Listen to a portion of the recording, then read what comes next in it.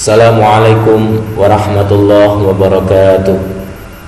Nawaitu ta'aluma wa ta'liman nafa wal intifa wal ifada wal istifada wal mudzakkara wa tadhkir wal hasala tamasuki bi kitabillah wa sunnati rasulillah sallallahu alaihi wasallam wa du'a ila al-huda wa ila al khair ibtighu'an wajhillahi ta'ala wa maradati wa sawabi subhanahu wa ta'ala.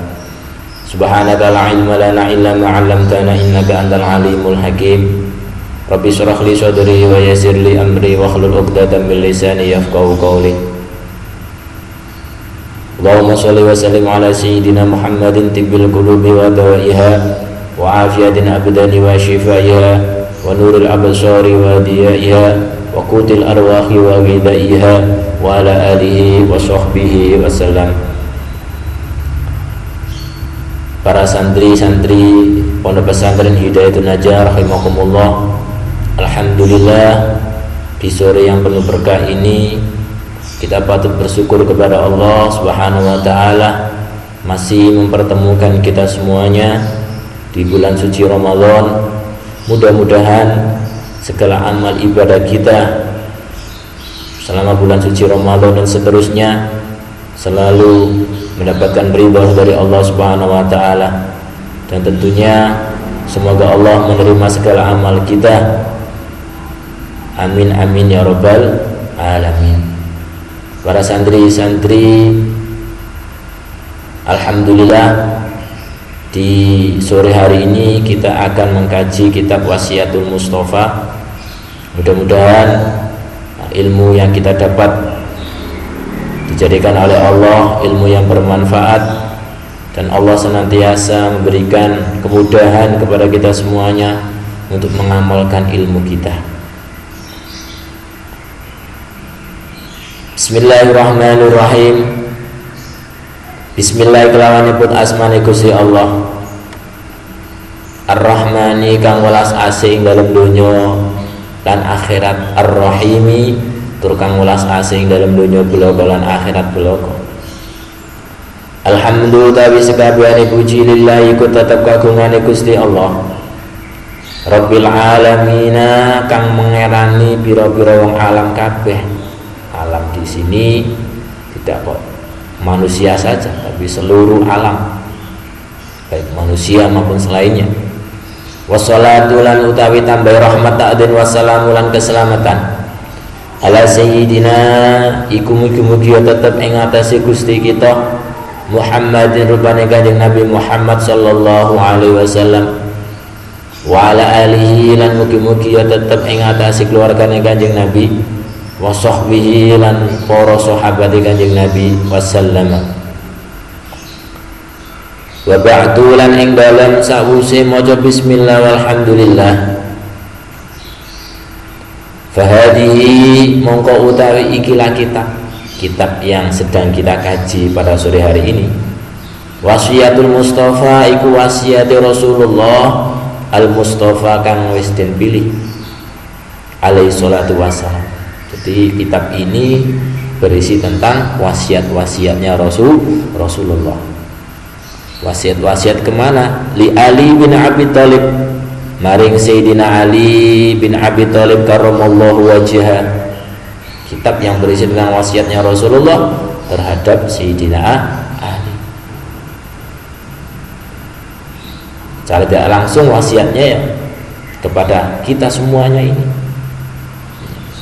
Kita semuanya ini berusaha semaksimal mungkin mengamalkan apa yang sudah diwasiatkan seperti wasiatnya Rasulullah terhadap Sayyidina Ali.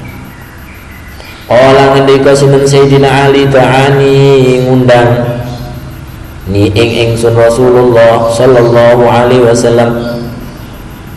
Rasulullah memanggil Sayyidina Ali. Fakhalautu mongko menyendiri sapa ingsun ma'ahu sumertane Kanjeng Nabi. Selanjutnya Sayyidina Ali sendirian bersama Rasulullah fi manzilihi ing dalam Kanjeng Nabi, dalam rumahnya Rasulullah. Faqala mongko ngendika sinten Kanjeng Nabi limari ingsun Sayyidina Ali, ya Ali anta utawi sira Minni saking ingsun bimanzilati Harun iku kaya pangkate kedudukane Nabi Harun min Musa saking Musa alaihi salam. Ghayra annahu kang saliyane sak temene kelakuan la nabiyya ora ana nabi iku maujud, ora ana nabi kang den utus iku maujud ba'di ing dalam sawise ingsun.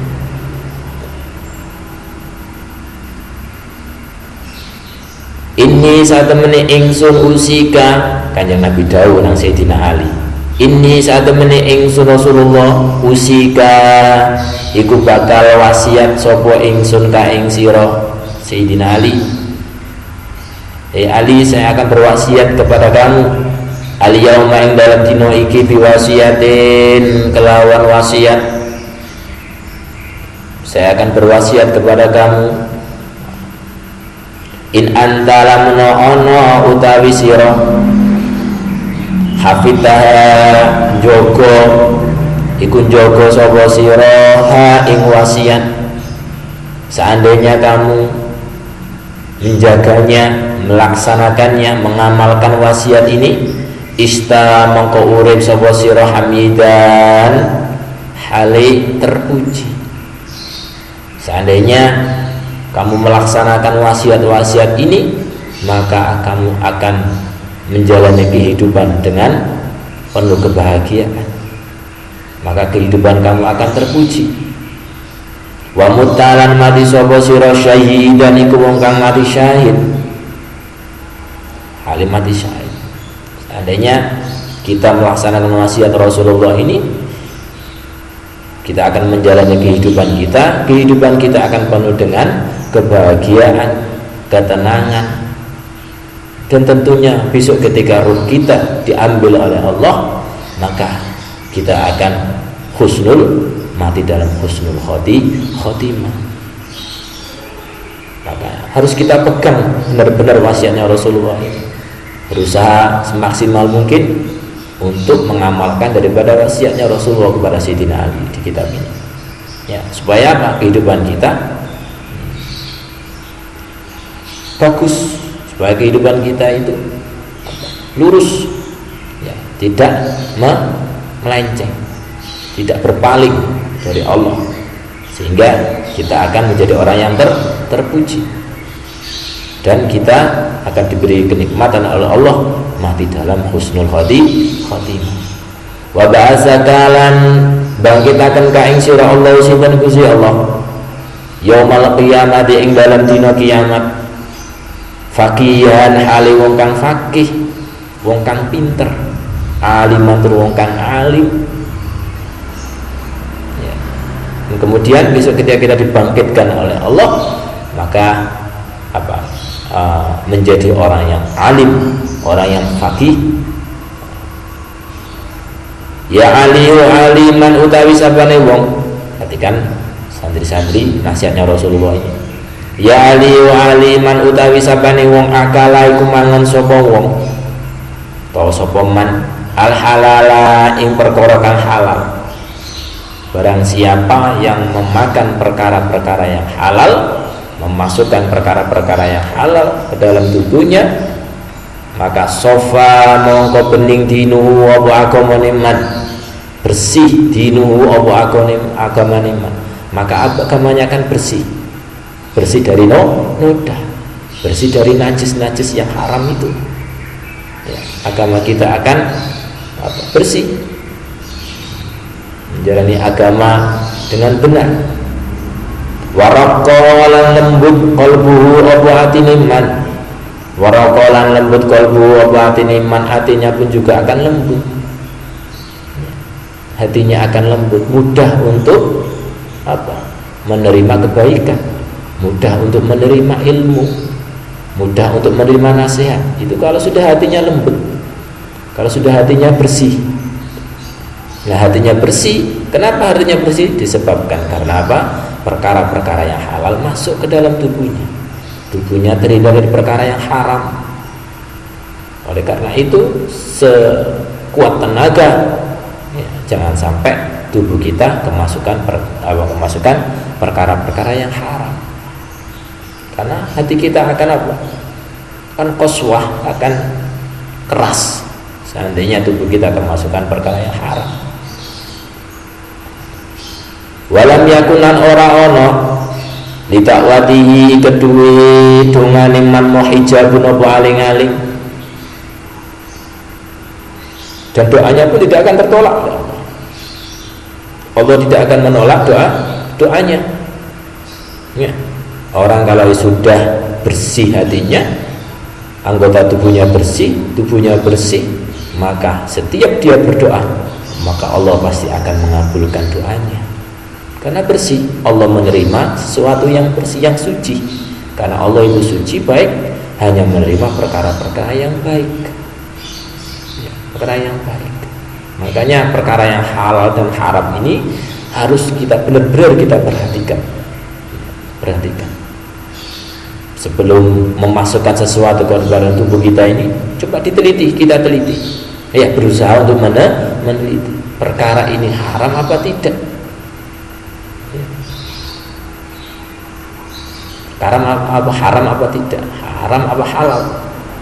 Ya, jadi perkara halal haram ini tidak segitu-nya saja, tapi selainnya. Ya, dari mana perkara makanan ini berasal?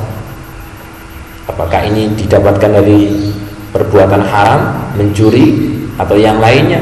Allah alam. Harus berusaha kita menelitinya. Yang berbahaya ini, ya, yang berbahaya itu. Ya aliman utawi sabane wong akala iku mangan sapa wong asyubhati ing pira-pira perkara kang syubhat, istabah mongko serupa alai ing atase man dinu apa agamane man.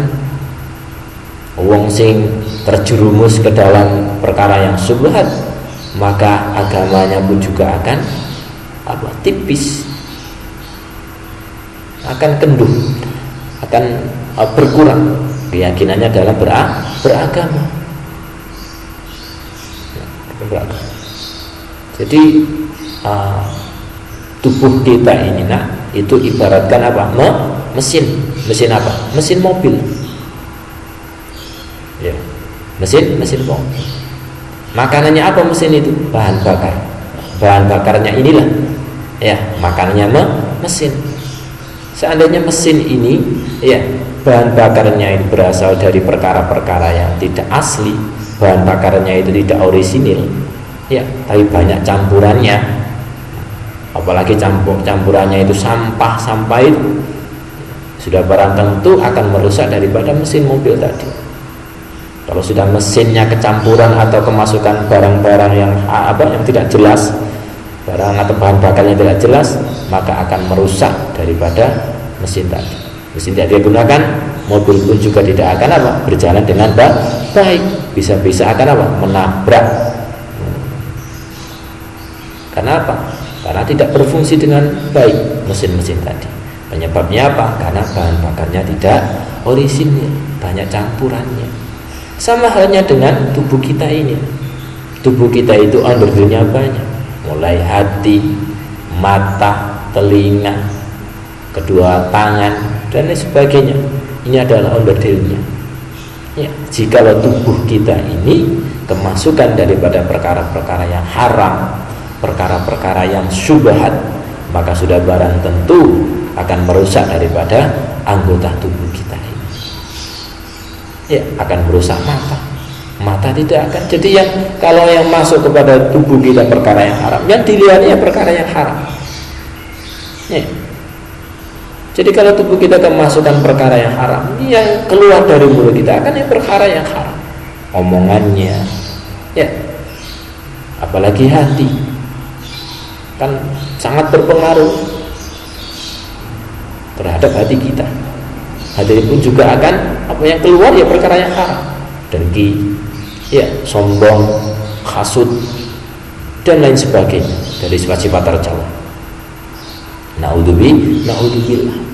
Makanya santri-santri di bulan suci Ramadan ini kita berusaha untuk tazkiyatun nafsi, ya, min akhlaqil mahmud, dari akhlak-akhlak yang tercela. Termasuk daripada tadi, jangan sampai kita kemasukan dari perkara yang haram. Karena tubuh kita kalau sudah kemasukan yang haram, hati kita pun juga akan keras, ya, sulit menerima kebenaran, sulit menerima ilmu, apalagi memahaminya. Man waqa'a fi subhat waqa'a fil haram. Orang yang terjerumus ke dalam perkara yang subhat, sudah barang tentu pasti dia akan terjerumus juga ke dalam perkara yang haram. Wa adlama lan petang qalbuhu apa atiniman, hatinya pun juga akan gelap. Hatinya gelap. Kalau sudah hati gelap, naudzubillah, ya, ibu, karena hati itu ibarat raja di dalam tubuh kita. Kalau hatinya baik, rajanya baik, maka pasukannya pun juga akan baik. Tapi kalau hatinya itu tertutup, hatinya jelek, penuh dengan sifat-sifat yang tercelah, maka sudah barang tentu pasukannya mulai ujung rambut sampai ujung kepala ini pun juga akan rusak. Karena apa? Karena hatinya rusak. Wa adlama qalbulan peteng apa atiniman. Jadi gelap. Kalau sudah hati sudah gelap, sudah tertutup, apapun yang masuk kepada dalam hatinya maka akan terhalang karena sudah gelap, tidak terang lagi. Jadi kalau memilih benar apa tidak itu tidak bisa dia, ya, tidak menerima kebenaran karena sudah gelap, tertutup, dinasehati, ya, diberikan ilmu sudah tidak bisa karena sudah gelap, sulit untuk mendapatkan ilmu atau nasihat. Wa man utawi sabane wong akala iku mangan sapa man al haram ing perkara kang haram. Mata mongko mati kolbu apa atine man. Barang siapa yang makan makanannya haram, maka hatinya akan mati. Hatinya sudah tidak berfungsi lagi. Hatinya tidak berfungsi lagi. Kalau orang sudah hatinya sudah tidak berfungsi, tidak digunakan untuk digunakan untuk menerima ayat-ayat Allah, nasihat-nasihat yang baik, maka semuanya diibaratkan kayak sama halnya orang tadi adalah orang yang mati, ya, orang yang mati karena rajanya sudah mati, hatinya sudah mati, maka pasukannya semuanya akan kacau, ya, tidak bisa digunakan dengan baik. Wa khaffalan samardinu apa agamaniman, wa khaffalan samardinu apa agamaniman, agamanya pun juga akan berkurang, ya. Jadi pemahaman dia terhadap agamanya, keyakinan dia terhadap agama akan berkurang, ya. Agamanya akan berkurang, keyakinannya dalam beragama akan berkurang. Kalau sudah beragamanya berkurang, maka apapun yang dilakukannya, dampak yang ditimbulkannya akan merusak dirinya maupun orang di sekitar. Tidak hanya dirinya yang rusak, tapi pun juga akan berimbas kepada orang-orang di sekelilingnya. Karena apa? Karena keyakinan beragamanya, pemahaman dalam beragamanya itu sudah tipis. Wa dha'ufalan lemah yakinuhu apa keyakinan iman. Keyakinan itu juga akan lemah, ya. Tidak yakin kepada Allah, tidak yakin terhadap jaminannya Allah. Coba kita koreksi diri kita sendiri. Kadang-kadang kita tidak percaya, tidak yakin kepada Allah, tapi yakinnya kepada orang lain. Allah sudah menjamin bahwasanya orang yang berpuasa akan diberikan pahala yang luar biasa. Orang yang beribadah kepada Allah akan diberikan balasan yang luar biasa. Tapi kadang-kadang kita tidak yakin. Tidak yakin. Justru kita yakinnya kepada orang lain. Nah, santri-santri ya Ustadz himbau harus dimantapkan, harus yakin bahwasanya kalau kita tafaqquh fiddin, mempelajari ilmu agama Allah, maka Allah akan menuntun jalan kita kepada apa? Surganya Allah. Sudah jelas itu. Itu harus kita yakini. Ya, harus kita yakini. Karena ilmu inilah, ya, keyakinannya kita inilah yang akan menyelamatkan kita besok. Naudzubillah, kita tidak yakin kepada Allah, tapi malah yakin kepada orang lain. Omongannya orang lain justru kita yakini, tapi jaminannya Allah, ya, firman-firmannya Allah tidak kita yakini. Wa da'ufalan apes yakinuhu apa keyakinan iman. Wa hajibalan ngaling-ngalingi Allah sinten Gusti Allah dakwatahu ing dungan iman. Kalau ada orang sudah tercampur dengan perkara yang haram dalam tubuhnya, maka Allah tidak akan menerima doanya, tidak akan mendengar doanya, tidak akan menoleh kepadanya, karena sudah kecampuran perkara yang haram dalam tubuhnya. Ya, karena haram itu ibarat sampah. Ibarat apa nak? Sampah. Kalau tubuh kita itu kemasukan perkara sampah, maka sudah barang tentu. Ya, yang kita lihat pun juga akan sampah, yang kita sentuh pun juga akan sampah. Ya. Hati kita pun juga dipenuhi dengan sampah. Ya, dengki, hasud, sombong akan akan memenuhi hati kita, sehingga akan berdampak kepada anggota tubuh kita yang lain.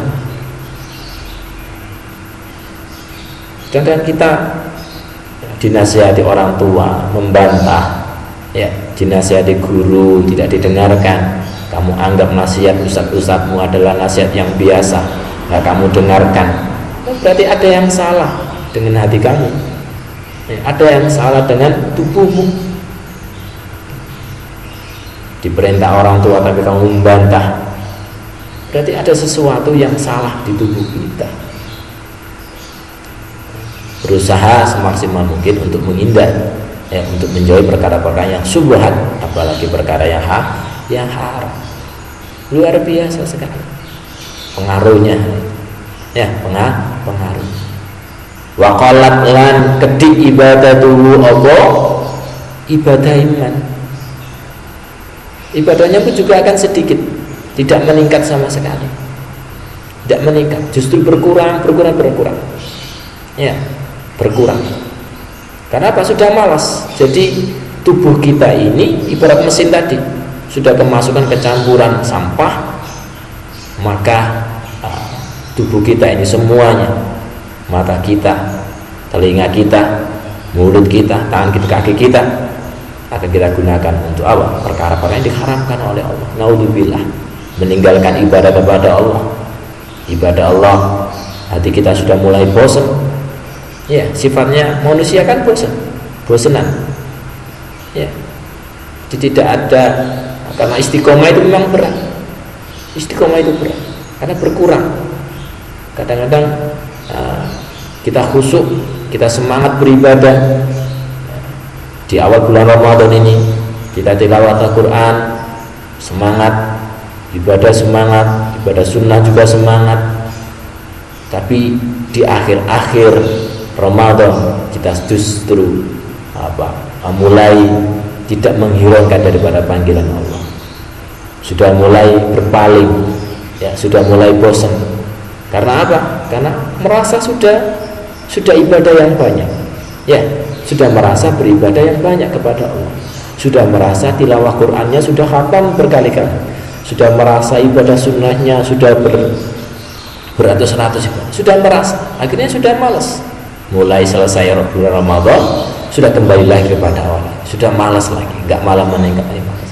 Itu pun juga penyakit hati yang perlu kita hindari. Perlu kita hindari. Ya, berusaha semaksimal. Tazkiyatun nafsi itu penting, karena akan berdampak kepada anggota kita ya. Wa qalat lan kedik ibadatuhu apa ibadah iman.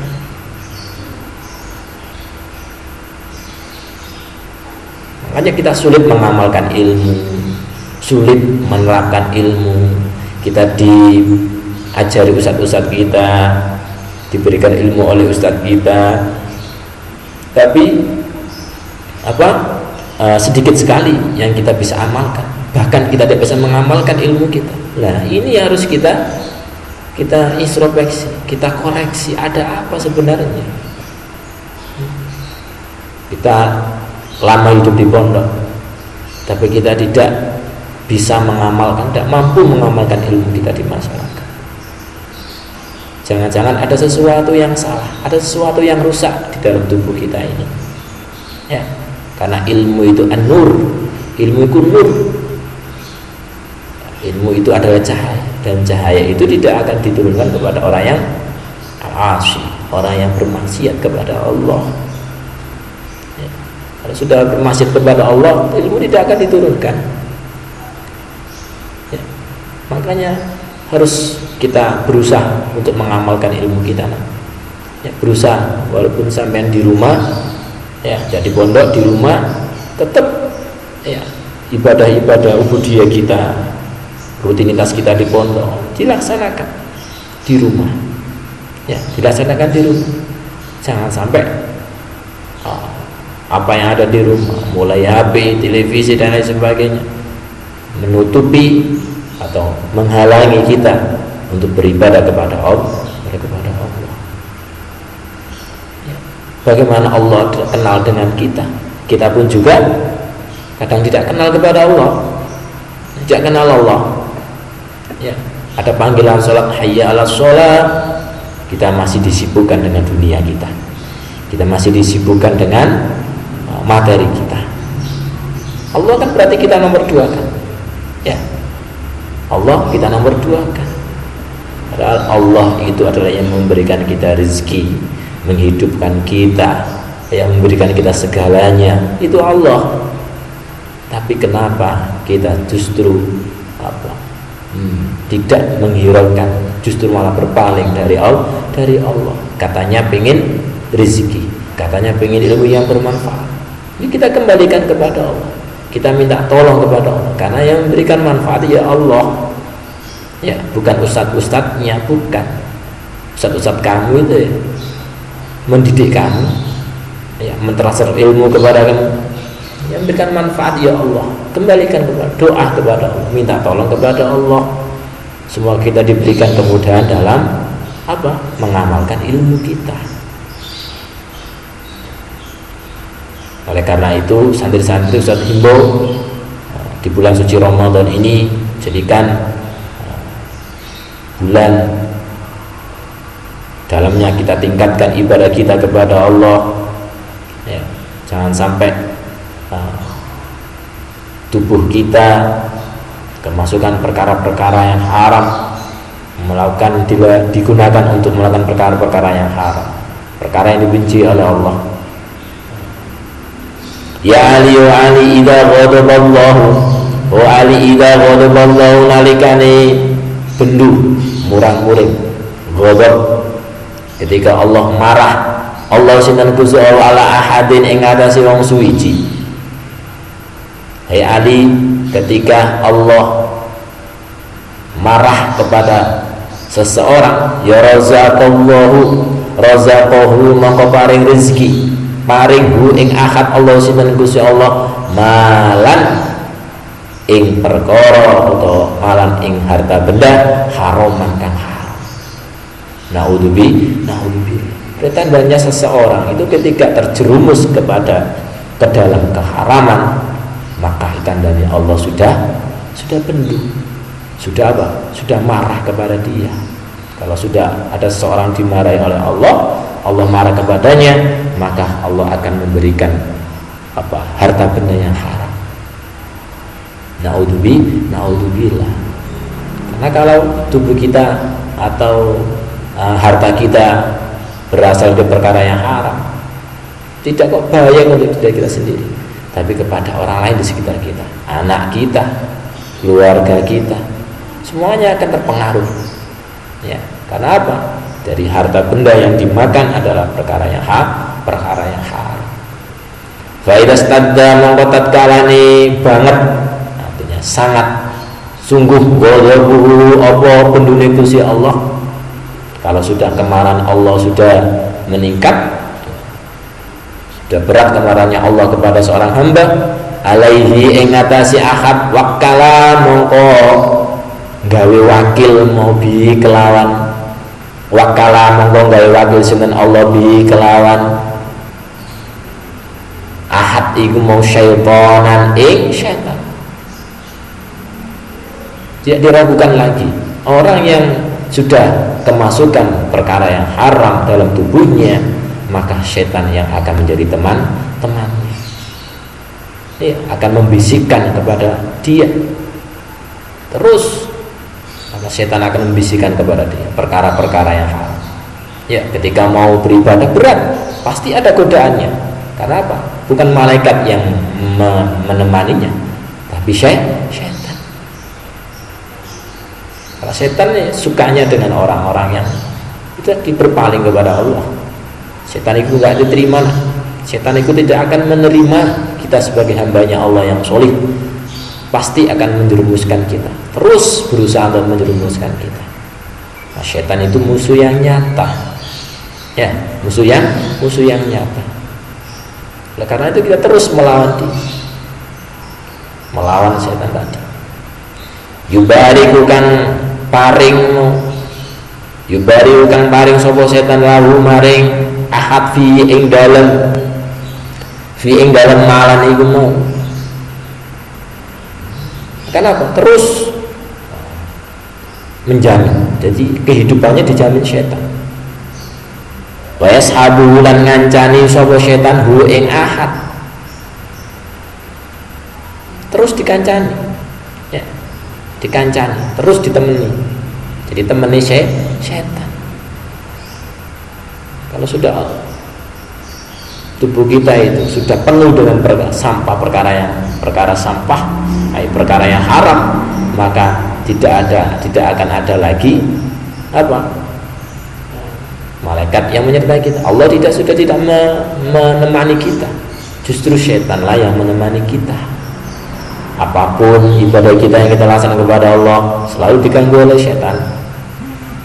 Yang aslinya pengen baca Quran, ya, dibuat ngantuk, ya, hatinya dibikin was-was, hatinya dibikin sifat bosan, terus mau ibadah kepada Allah berat sekali karena setan sudah memenuhi daripada hatinya sudah ditutupi setan, sehingga kita melaksanakan apapun kebaikan itu tidak bisa, berat sekali. Wa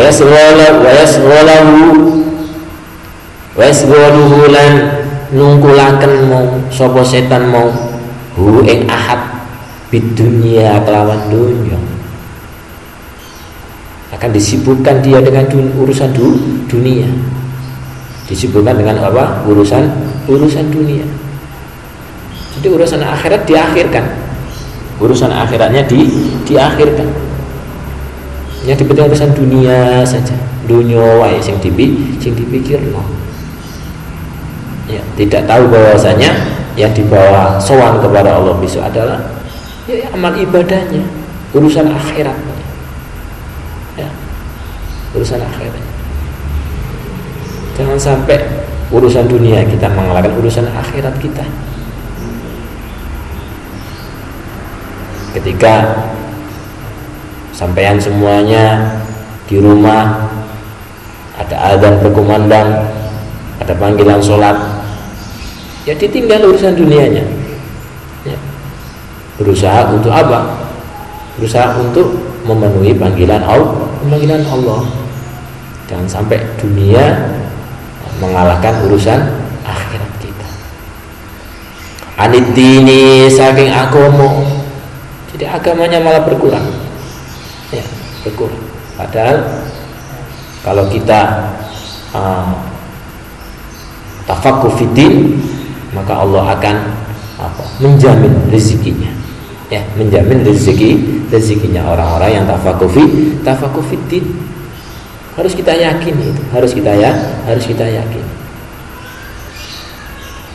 Wa yasalulan gampangaken lahu maring wa yasalulan gampangaken sapa setan mau lahu maring ahad mau umur dunya ing pira-pira perkara dunya ni ahad. Ada seseorang yang sangat mudah mendapatkan kekayaan, lalu jangan dikira itu adalah kebaikan dari Allah. Justru bahkan sebaiknya itu adalah musibah bagi dia, musibah bagi dia. Ada seorang yang mudah mendapatkan harta benda, mudah dalam pekerjaannya, tapi urusan akhiratnya kacau, urusan akhiratnya kalah dari urusan dunianya. Jangan dikira orang tersebut mendapatkan kebaikan dari Allah, justru itu adalah iming-imingnya setan. Dimudahkan dalam urusan apa? Dunia.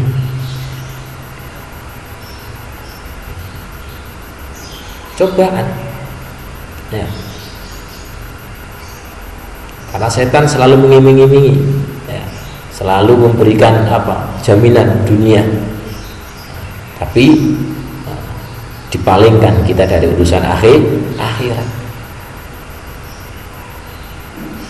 Wa yaqulu lan ngucap sapa setan Allahu ta'ala Gusti Allah Ghafurur Rahim. Setan akan membisikkan kepada orang tersebut, kamu tidak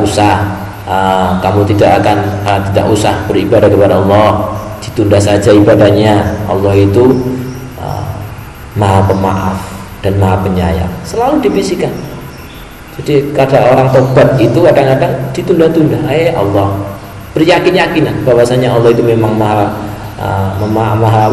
pengampun, akhirnya ditunda ibadahnya, nggak beribadah kepada Allah. Ditunda, besok saja saya bertobat. Itu sudah bisikan dari setan. Bisikan dari setan. Hatinya sudah dibisiki oleh setan untuk apa? Untuk tidak beribadah kepada Allah.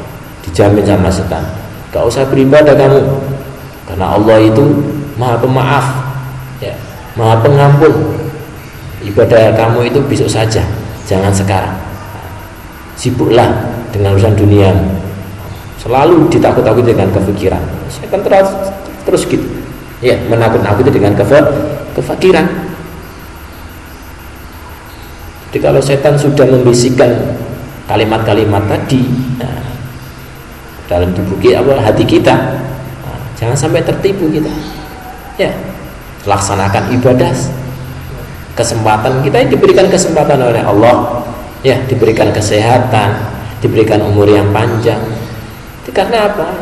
Tidak lain tujuannya adalah supaya kita mendekat kepada Allah, meningkatkan kualitas keimanan kita kepada Allah, meningkatkan ubudiyah kita kepada Allah. Jangan sampai kita menunggu sakit, menunggu tidak ada kesempatan lagi.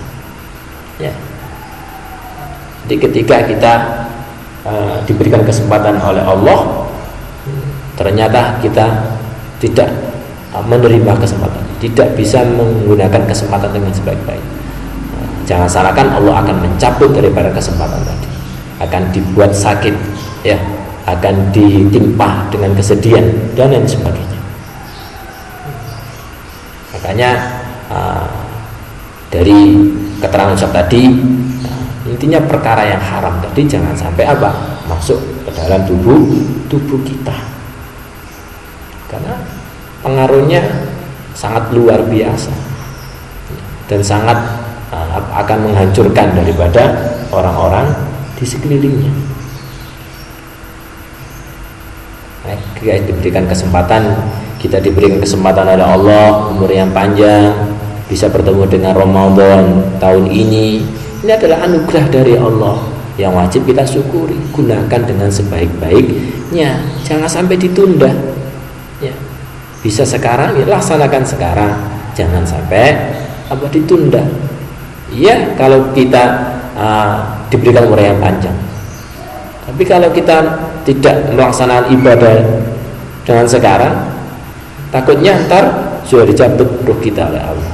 Berarti kita tidak ada kesempatan lagi untuk mendekat kepada Allah.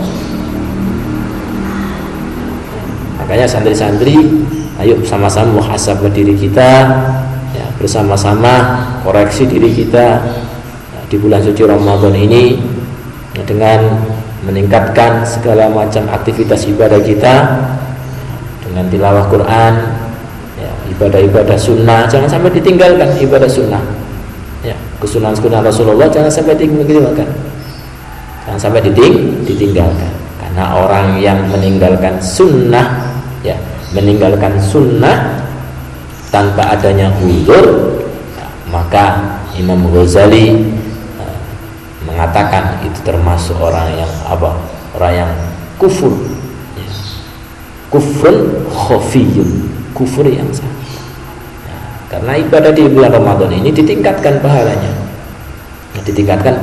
ibadah sunnah ditingkatkan pahalanya seperti ibadah yang wajib. Ibadah yang wajib ditingkatkan lagi. Inilah termasuk anugerah dari Allah kepada kita. Mudah-mudahan apa yang sudah Ustaz sampaikan ini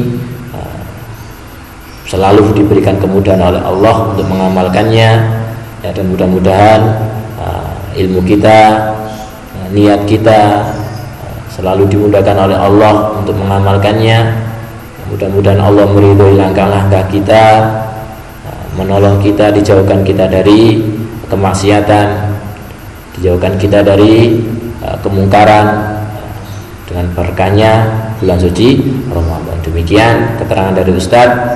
Kita akan lanjutkan di pertemuan selanjutnya, dan mudah-mudahan apa yang sudah Ustaz sampaikan bermanfaat untuk diri kalian, khususnya untuk diri Ustaz sendiri, dan kemudian